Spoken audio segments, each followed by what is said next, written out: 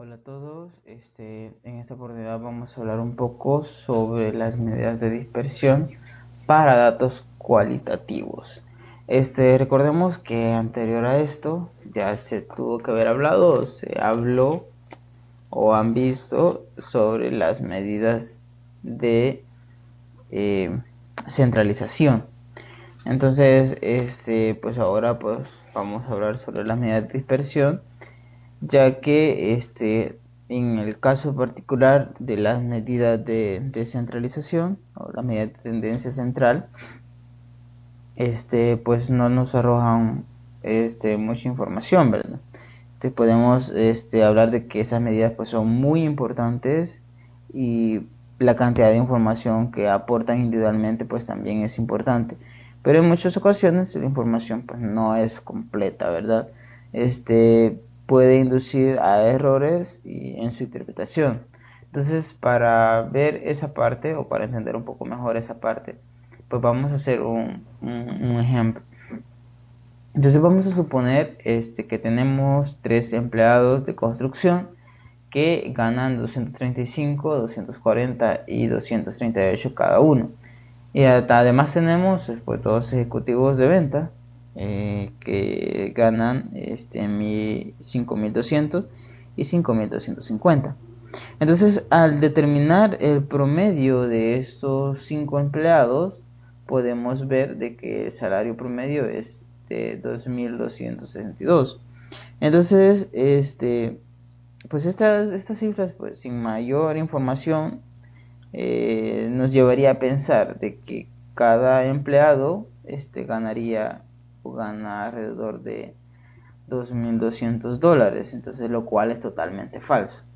Entonces, digamos es totalmente falso porque ya sabemos de que uno gana menos y los otros, bueno, uno ganan alrededor de $238 y los otros ganan más de $5.000. Pero imagínense que nos presentaran el promedio solo el promedio de los 5 empleados.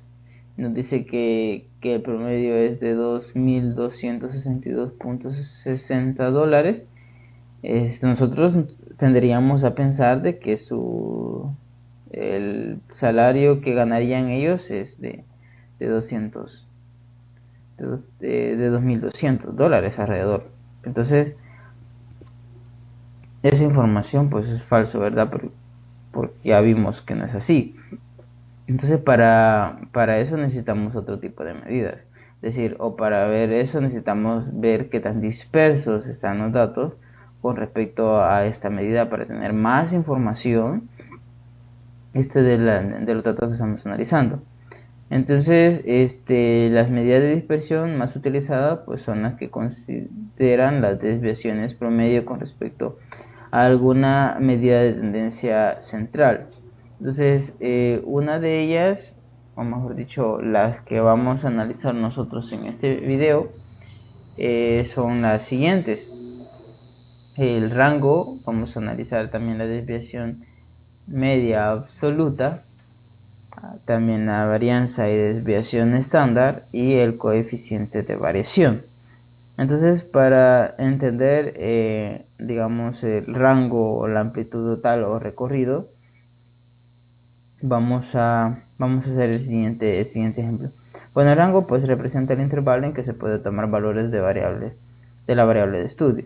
Entonces, en este ejemplo se presenta una serie de datos discretos donde se compara la cantidad de niños reportados con lesiones en determinado centro educativo y vamos a determinar la variabilidad total de cada serie. Entonces, en la serie A tenemos 9 datos y que son 1, 5, 7, 7, 8, 9, 9, 10 y 17. En la serie B tenemos también 9 datos y que son 2, 4, 6, 8, 10, 12, 14, 16 y 18. Entonces, para la serie A se tiene que el mayor valor es 17. Acá podemos notar que los datos ya están ordenados, pero en algún momento podemos tener desordenados los datos y un primer paso sería pues ordenarlos. Entonces, como ya los tenemos ordenados, podemos identificar fácilmente el dato mayor, que es 17, y el dato menor, que en este caso es 1, de la serie A. Entonces hacemos la resta del mayor, le restamos el menor, y esa diferencia nos va a dar 16. Entonces, esto es que los datos tienen 16 unidades en las que se pueden mover. Y para la serie B tenemos también 9 datos y podemos identificar fácilmente que ya están ordenados y su valor mayor es 18 y su menor valor es 2. Entonces, al hacer la diferencia entre 18 menos 2, eso es 16. Y también podemos darnos cuenta de que el rango de variabilidad total de los datos es 16 unidades. Entonces, podemos notar, a pesar de que el rango es igual, podemos notar que en la primera serie tenemos una mayor concentración en el centro, y en la segunda distribución o en la segunda serie se distribuye uniformemente a lo largo de todo el recorrido. Entonces, el uso de esta medida de dispersión es bastante limitada, pero es la primera aproximación para ver la representatividad de las medidas de tendencia central. Hablamos de las medidas de tendencia central. Las características de este rango, pues prácticamente es que relativamente es muy sencillo de obtener y que se utiliza en variables numéricas. Luego vamos a determinar, a ver la desviación media absoluta, que es la desviación media pues mide las distancias absolutas promedio entre cada uno de los datos y el parámetro que caracteriza la información. En este caso vamos a utilizar la media aritmética. Entonces vamos a considerar la desviación media con respecto a la media aritmética. Entonces vamos a definir como media aritmética de los valores absolutos, o se va a definir como la media aritmética de los valores absolutos de las diferencias de los datos a la media. Entonces tenemos la siguiente fórmula, que es la desviación media absoluta va a ser igual a 1 sobre n, donde n es la cantidad total de datos, por la sumatoria desde igual a 1 hasta n de los valores absolutos de los x sub i menos la media. Todo esto multiplicado por los n sub i. Entonces vamos a hacer el siguiente ejemplo para ver cómo aplicar esa fórmula que ya vimos anteriormente. Tenemos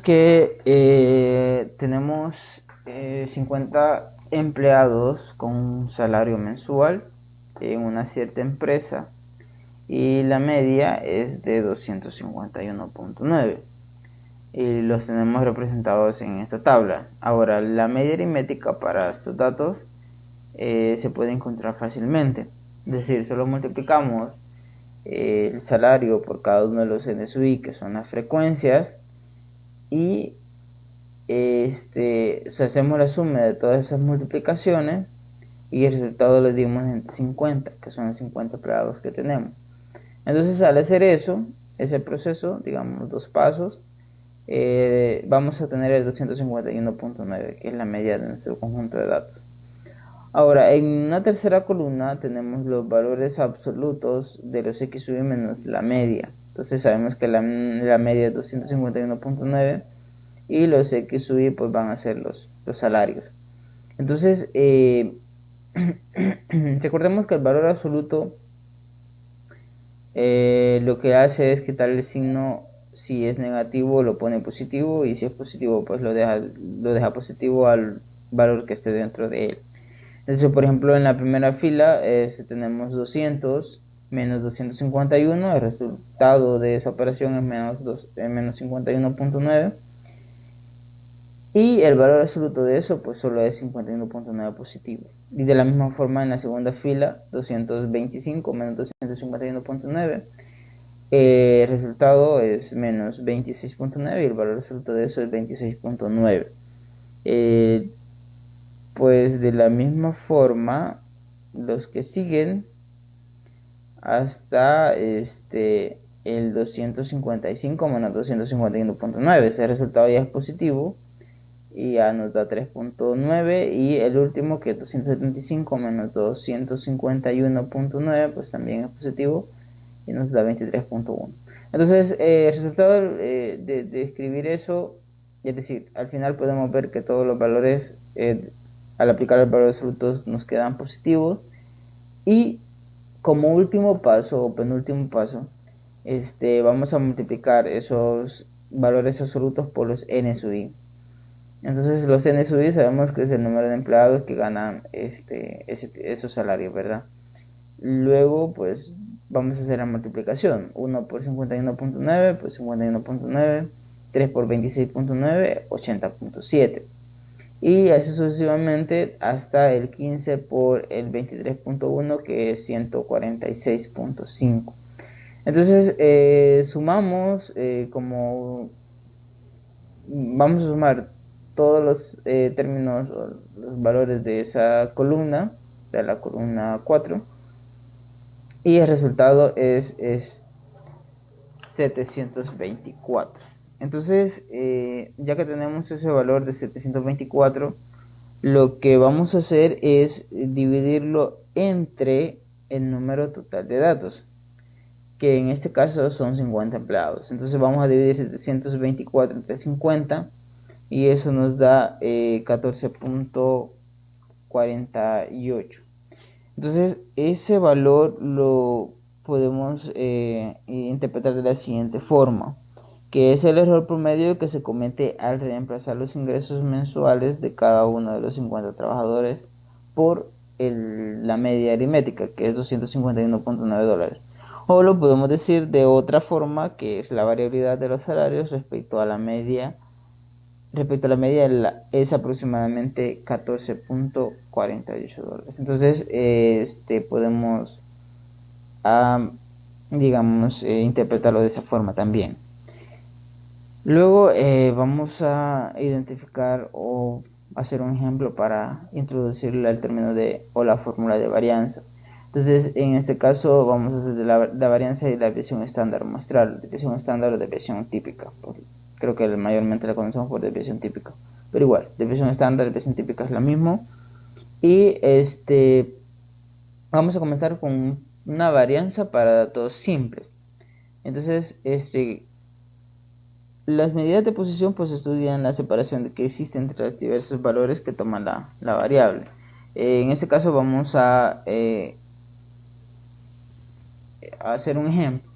Y este ejemplo dice lo siguiente: con el fin de ilustrar el cálculo de la varianza se presenta la siguiente serie de datos no agrupados. Entonces tenemos 8 datos y debemos determinar la varianza y la desviación típica de este conjunto de datos. Lo vamos a hacer para determinar la varianza en 4 pasos, y como un quinto paso vamos a determinar la desviación típica. Entonces, primer paso para determinar la varianza es encontrar la media aritmética del conjunto de datos. Entonces sabemos que la media aritmética es la suma de los datos entre el número de datos, y ese resultado nos da 9. Entonces le pueden poner pausa al video para hacer ese cálculo si lo quieren hacer. La media aritmética es 9. Vamos a hacer un segundo paso, que es encontrar las desviaciones de los datos con respecto a la media, y las vamos a elevar al cuadrado. Entonces a cada uno de los datos le vamos a restar la media aritmética, que hacemos que es 9, y pues en el mismo paso le vamos a poner el cuadrado. Como tercer paso se va a sumar las desviaciones al cuadrado que encontramos en el segundo paso. Ahora, acá podemos hacer esto o podemos hacer lo siguiente. Si nos fijamos en el segundo paso, los términos que son iguales a la media se cancelan, es decir, 9 menos 9 es igual a 0, y eso pues vamos a tener 0 elevado al cuadrado y eso es 0. Entonces si nos fijamos tenemos tres datos que nos dan 0. Es decir, el dato número 1, el dato número 5 y el 7. Entonces esos datos nos dan 0. Entonces pues eso ya no nos podemos simplificar aquí en este momento, en el segundo paso. Y pues ya en el tercer paso solo sumar los valores que son mayores que 0. O incluso podemos simplificar los otros términos. Por ejemplo, 8 menos 9 es menos 1, al cuadrado eso es 1. Y tenemos esos tres términos que son 1. El tercer término, el cuarto y el sexto. Entonces podemos hacer esas simplificaciones y luego sumar. Lo que si lo hacemos sin calculadora, pues creo que eso es el paso más fácil, ¿no? Más viable, ¿verdad? El hacer primero simplificación y luego hacer suma. Entonces, pero ambos procesos son iguales y vamos a llegar a la misma respuesta. Entonces, luego hay un cuarto paso que es dividir esa sumatoria entre n-1, que dijimos que son 8 términos los que tenemos en el ejemplo. Al restarle 1 me quedan 7. Entonces vamos a dividir esta sumatoria que nos dé acá en el tercer paso entre 7 y el resultado es 17.14. Entonces eso significa que el promedio de alejamiento al cuadrado de todos los valores respecto a la media es 17.14. Entonces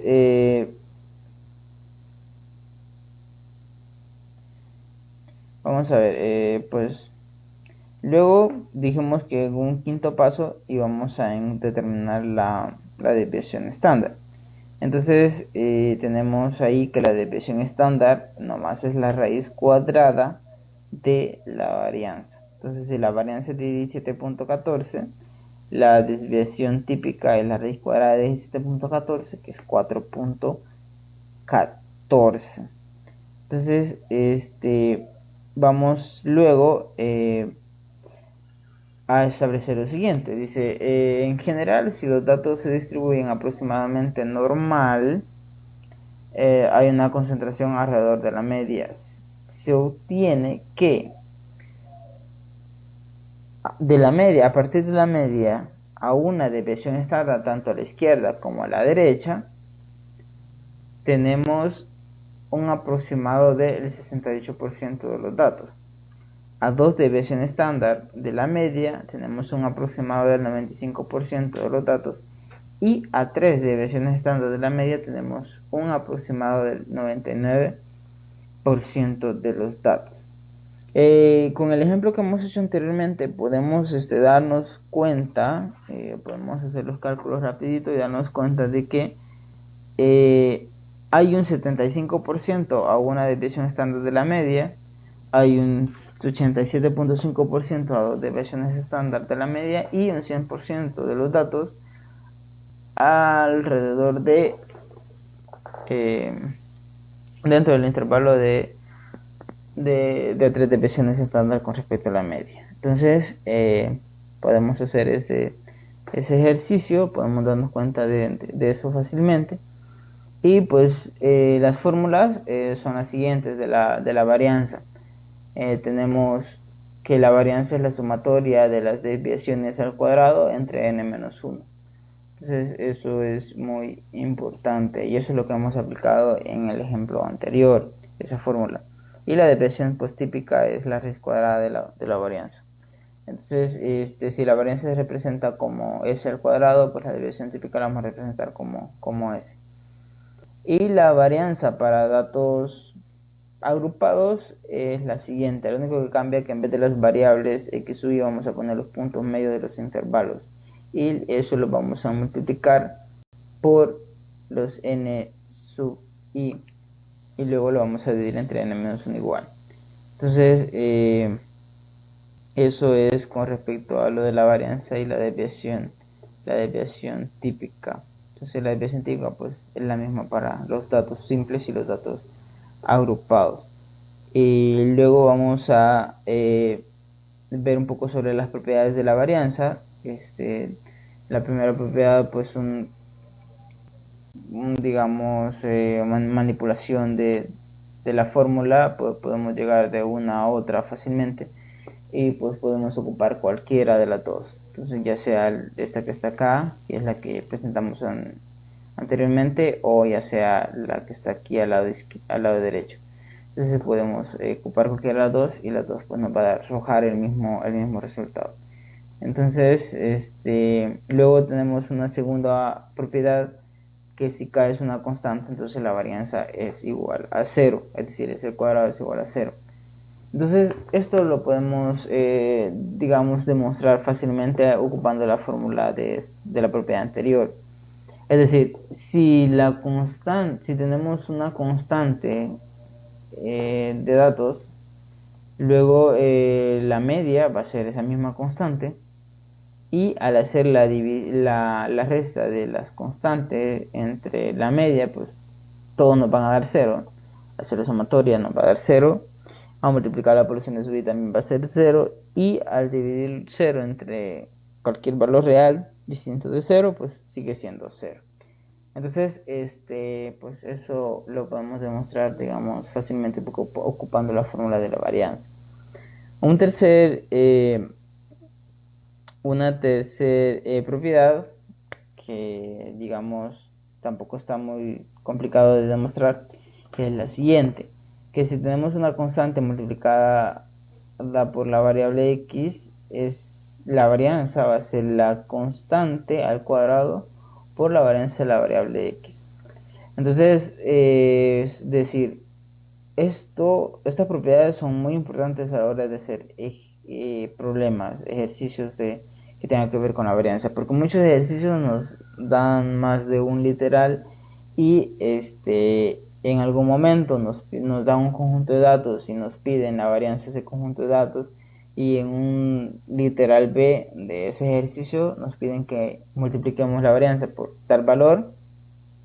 Y por ejemplo podemos decir, multiplicamos la varianza, no, todos los datos, perdón, multiplicamos todos los datos por cualquier valor, pues podemos poner como ejemplo 5, y que le determinamos la nueva varianza. Entonces, si nos podemos esta propiedad, podemos decir o podemos argumentar para ese literal de que la varianza va a ser igual a la varianza anterior multiplicada por 5 al cuadrado, o sea 25 por la varianza de los datos originales. Entonces estas son propiedades que nos ayudan bastante a evitar hacer cálculos extra. Entonces luego la tercera es similar, es decir, un poquito más complicadita de demostrar que la anterior, pero igual no es muy difícil. Que nos dice que la varianza de una variable más o menos una constante es igual a la varianza de la variable. Es decir, eso es muy importante, porque luego cuando nosotros nos proponemos esta propiedad, tenemos que explicar el mismo ejemplo anterior. Es decir, tenemos un conjunto de datos, le sacamos la varianza, luego otro literal nos dicen de que a ese conjunto de datos le sumemos cierta cantidad constante, y a cada dato le sumamos cierta cantidad constante, y que vamos a sacar la nueva varianza del nuevo conjunto de datos. Entonces, si ya nos podemos esta propiedad, pues podemos argumentar de que la varianza pues es exactamente la misma a la varianza de los datos originales. Pero si no la podemos, pues vamos a hacer los 4 pasos que hicimos en el ejemplo de la varianza y llegar a ver de que realmente la varianza es la misma. Entonces hasta nos puede servir un poco en gracia llegar a que es el mismo valor. Incluso nos podemos admirar y decir en qué nos hemos equivocado. Pero es cierto. Y esto pues se puede demostrar haciendo acá operaciones. Se puede demostrar de que se llega a la misma varianza. Entonces estas propiedades son muy importantes, al igual que las propiedades de la media aritmética, que también son propiedades bastante importantes, como por ejemplo que la media aritmética de una constante pues es la misma constante, y entonces nos pueden ayudar también estas propiedades para evitar contratiempo en alguna prueba que tengamos de varianza y nos hagan ese tipo de preguntas. Luego tenemos el coeficiente de variación. Entonces con este coeficiente de variación simplemente pues es la división entre la desviación típica y la media aritmética multiplicada por 100. Entonces este resultado pues nos va a dar un porcentaje. Entonces generalmente pues nos interesa establecer las comparaciones de la dispersión entre diferentes muestras que poseen distintas magnitudes o unidades de medida. En este caso la dispersión típica pues no debe ser utilizada para hacer la comparación. El coeficiente de variabilidad tiene en cuenta el valor de la media aritmética para establecer un número relativo. Entonces lo que estamos hablando, que si nos fijamos en la fórmula, pues está la media aritmética y vamos a comparar el grado de dispersión entre dos o más variables y se define por esa fórmula que está ahí. Como ejemplo de la aplicación o para ver cómo determinar el coeficiente de variación o para hacer el análisis, ya cuando tengamos un resultado del coeficiente de variación, vamos a hacer el siguiente ejemplo. Entonces supongamos que una empresa que produce botellas quiere investigar la variabilidad de la resistencia al rompimiento de dos tipos de marca. Para ello toma las siguientes muestras. Como la muestra 1 toma esos 6 datos y como la muestra 2 toma esos otros 6 datos. Entonces analicemos un poco los datos. En la primera muestra tenemos 230, 250, 245, 258, 265 y 240. Y en la segunda muestra tenemos 190, 228, 305, 240, 265 y 260. A partir de estos datos vamos a determinar el tipo de botella que tiene menor variabilidad de la resistencia al rompimiento. Entonces, para eso vamos a utilizar el coeficiente de variación. De los datos anteriores aquí tenemos la solución. Entonces tenemos lo de la muestra 1 en la primera columna y lo de la muestra 2 en una segunda columna. Podemos identificar fácilmente de que la media aritmética para ambas muestras pues es la misma, igual a 248. Y en la primera muestra vamos a hacer la sumatoria de las desviaciones al cuadrado de los datos con respecto a la media aritmética y el resultado pues 790. Y en la segunda muestra pues también vamos a hacer lo mismo. Tenemos que son 6 datos, va de la sumatoria igual 1 hasta 6 y el resultado es 7510. Ahora en ambos muestras tenemos pues el mismo número de datos, en este caso es 6, y como la desviación típica es la raíz cuadrada de la varianza y la varianza es la división de la sumatoria de las desviaciones entre n-1, ¿verdad? Como ya vimos la fórmula, tenemos que la desviación típica de la muestra 1 es 790 entre 5, que es 12.57. Y la desviación típica para la muestra 2 es 38.76. Luego, lo último que nos hace falta es calcular el coeficiente de variación, que va a ser la desviación típica entre la media multiplicada por 100. O sea, 12.57 entre 248 por 100, eso es 5.07%. Y en la segunda muestra, al hacer esa división con esos datos que tenemos de la segunda muestra, es 15.63%. Entonces tenemos dos porcentajes. Muestra 1, coeficiente de variación 5.7%, muestra 2, coeficiente de variación 15.63%. Entonces eso nos dice que la medida es la misma, la media es la misma en ambos tipos de botellas, sin embargo el coeficiente de variación es menor en la muestra 1. Por lo tanto, el tipo de botella número 1 representa menor variabilidad de resistencia al rompimiento. Entonces esto fue todo con respecto a estas medidas de centralización, medidas de dispersión, y más adelante vamos a En otro video vamos a ver lo que son las medidas de posición. Entonces, gracias y nos vemos en la próxima.